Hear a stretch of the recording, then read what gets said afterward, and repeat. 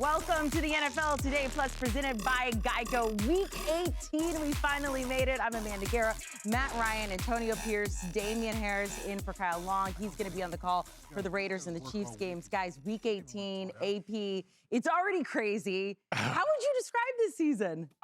After last night's game, even crazier, but just fun. I think what we've seen this year is just what the NFL is all about. Yeah. You never know what year, what team, what players are going to just step up and really become that guy. And this year, I think, just with the downfall of the, maybe Baltimore Ravens, you saw Kansas City already knocked out. I think it's good to see these up-and-coming teams, the Jags, right? You see the Texans come back. There's some other teams in the NFC West that's really good, right? There's three good teams. So, just seeing the competition and just how competitive it is each and every week has been exciting.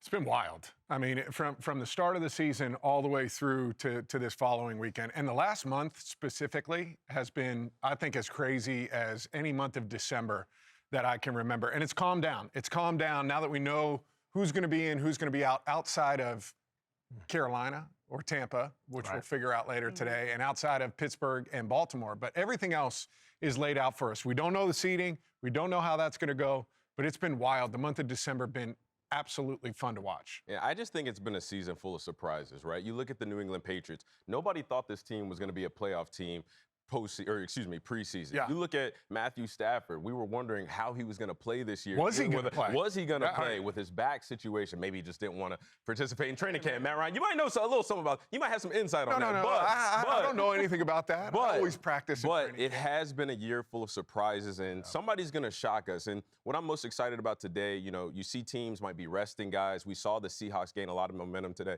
or last night. Who is going to be the team today that capitalizes and finishes the season strong with some momentum going into the playoffs? We may know a lot of the teams, but look, there's still a lot to be sorted here. We have decided one of the one seeds, the Seattle Seahawks, taking down the 49ers last night.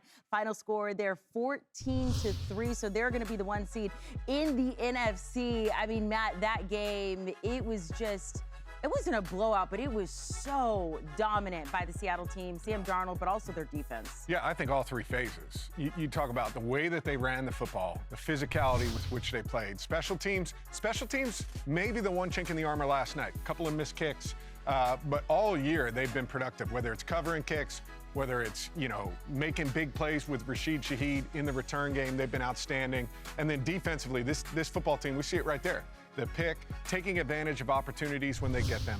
But the effort, the relentless effort that they play with defensively is the thing that jumps off the tape to me. To me, I was about to say, when you see a team in week 18 now, play with that kind of speed, that physicality, that effort, that energy, it's overwhelming. It jumps off the tape, right? Yeah. When you're a coach and you're sitting there watching like, damn, we're in trouble. Yeah.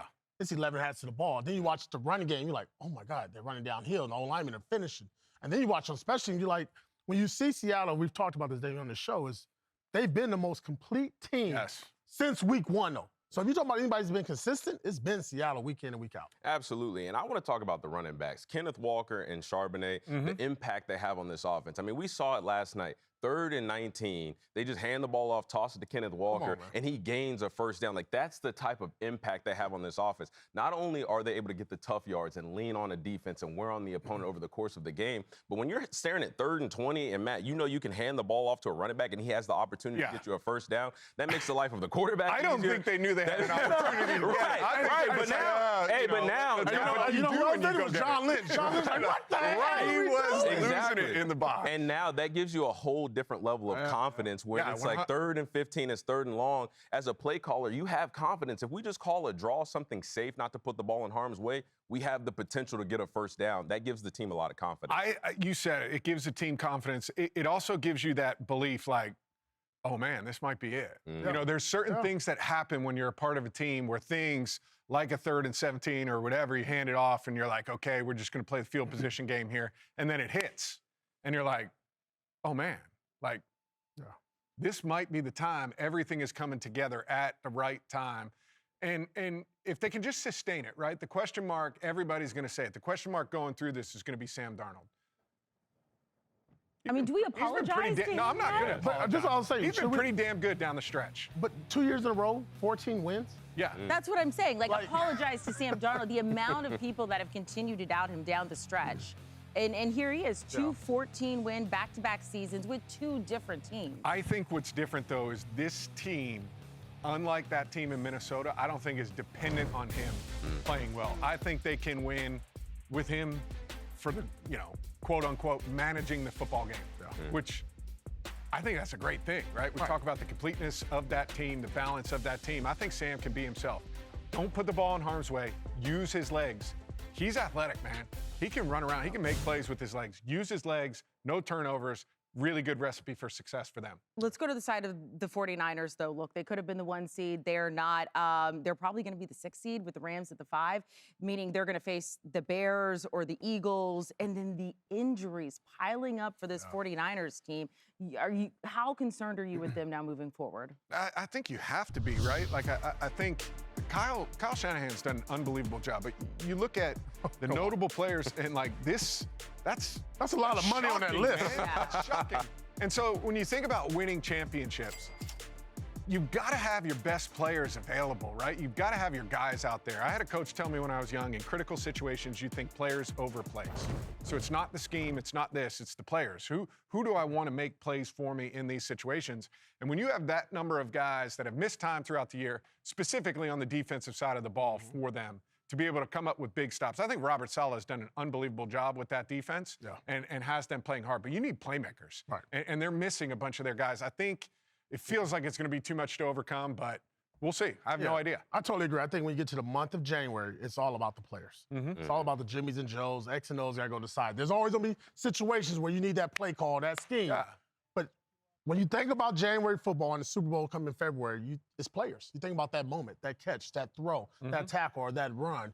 And when you don't have those pieces in place, and you saw last night Brock Purdy, and you got a team that can rush forward and concentrate your quarterback, that's an issue. Go ahead. Well, I'm very concerned for the San Francisco 49ers because although this has been a great feel-good story and it's been great for Kyle Shanahan's run at Coach of the Year, this is what happens when you have a team that's depleted versus a hungry, good football team. We saw it last night. No matter who the 49ers play, they're going to be playing a playoff team. They're going to be playing a team that's good offensively, defensively, potentially on special teams, and more than likely, they're going to have more healthy guys than the 49ers. We saw last night what happens when you run into a playoff caliber team that is hungry and chasing a Super Bowl. With all of those injuries and not having those guys that you're talking about that can make those catches, especially for Brock Purdy, the injuries on defense, it's just hard to have confidence in a team like that against a potential the Philadelphia Eagles who have that championship DNA and pedigree. That's going to be a tough uphill battle for the 49ers. We'll see what seed they end up being at the end of today. The Seattle Seahawks, now the Super Bowl favorites and the 1 seed in the NFC.